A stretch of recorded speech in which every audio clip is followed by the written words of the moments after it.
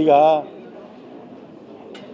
ಒಂದು ಈ ವೋಟ್ ಚೋರಿ ಅನ್ನೋದು ಮತಗಳ ಕದಿಯುವಿಕೆ ಇದೇನು ಹೊಸದೇನಲ್ಲ. 2014ರಿಂದಲೂ ಕೂಡ ನಮ್ಮ ದೇಶದಲ್ಲಿ ಇದು ಪ್ರಾರಂಭ ಆಗಿದೆ. 2019, 2024, 23, 24 ಎಲ್ಲ ಚುನಾವಣೆಗಳಲ್ಲೂ ಕೂಡ BJPಯವರು ಕುತಂತ್ರ ಮಾಡಿ, ಮತ್ತು ಇತ್ತೀಚೆಗೆ ಎಲೆಕ್ಷನ್ ಕಮಿಷನ್ ಅಂತೂ ಅವ್ರ ಜೊತೆನೇ ಶಾಮೀಲಾಗಿಬಿಟ್ಟಿದ್ದಾರೆ. ಶಾಮೀಲಾಗಿ ಇದನ್ನು ವ್ಯವಸ್ಥಿತವಾಗಿ ಮಾಡ್ತಾಯಿದ್ದಾರೆ. ಈಗ ಉದಾಹರಣೆಗೆ ಮೊನ್ನೆ ಮಹಾರಾಷ್ಟ್ರ ಚುನಾವಣೆಯಲ್ಲಿ ನಮಗೆ ಅಂದರೆ ನಮ್ಮ ಮಿತ್ರ ಪಕ್ಷಗಳಿಗೆ 30 ಸ್ಥಾನ ಬಂತು ಪಾರ್ಲಿಮೆಂಟಲ್ಲಿ. BJP ಮಿತ್ರ ಪಕ್ಷಗಳಿಗೆ ಪಾರ್ಲಿಮೆಂಟಲ್ಲಿ 18 ಸ್ಥಾನ ಬಂತು. ಯಾವಾಗ ನಮಗೆ 30 ಸ್ಥಾನ ಬಂತೋ ಕಾಂಗ್ರೆಸ್ಸು ಮತ್ತು ಶರದ್ ಪವಾರ್ ಪಕ್ಷ ಮತ್ತು ಶಿವಸೇನೆ ಉದ್ಧವ್ ಠಾಕ್ರೆ ಅವರ ಪಕ್ಷ 30 ಸ್ಥಾನ ಬಂತು.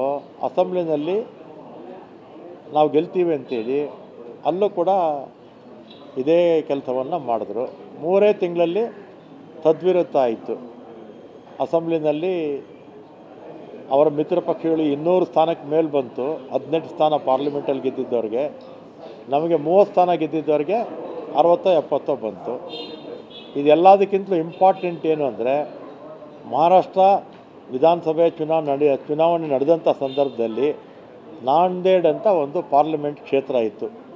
ಅಲ್ಲಿ ಬೈ ಎಲೆಕ್ಷನ್ ಆಯಿತು ಬೇರೆ ಯಾವುದೋ ಕಾರಣದಿಂದ. ಅಂದರೆ assembly election, Nanded by election ಒಂದೇ ದಿನ ಆಯಿತು. ನಾಂದೇಡ್ ಬೈ ಎಲೆಕ್ಷನ್ನಲ್ಲಿ ಕಾಂಗ್ರೆಸ್ ಪಕ್ಷದ ಅಭ್ಯರ್ಥಿ 2 ಲಕ್ಷ ಮತಗಳಿಂದ ಗೆಲ್ತಾರೆ. ಅದೇ ದಿನ ಅಸೆಂಬ್ಲಿ ಚುನಾವಣೆ. ಅಲ್ಲಿ ಒಂದು ಲೋಕಸಭಾ ಕ್ಷೇತ್ರಕ್ಕೆ 6 ವಿಧಾನಸಭೆ ಕ್ಷೇತ್ರ ಇರುತ್ತೆ. 6ಕ್ಕೆ 6 ಕೂಡ ಕಾಂಗ್ರೆಸ್ ಒಂದೂ ಗೆಲ್ಲಲ್ಲ. ಕಾಂಗ್ರೆಸ್ ಮಿತ್ರ ಪಕ್ಷಗಳು ಒಂದೂ ಗೆಲ್ಲಲ್ಲ. 2 ಲಕ್ಷ ಮತಗಳಿಂದ ಕಾಂಗ್ರೆಸ್ ಅಭ್ಯರ್ಥಿ ಪಾರ್ಲಿಮೆಂಟಲ್ಲಿ ಗೆಲ್ತಾರೆ.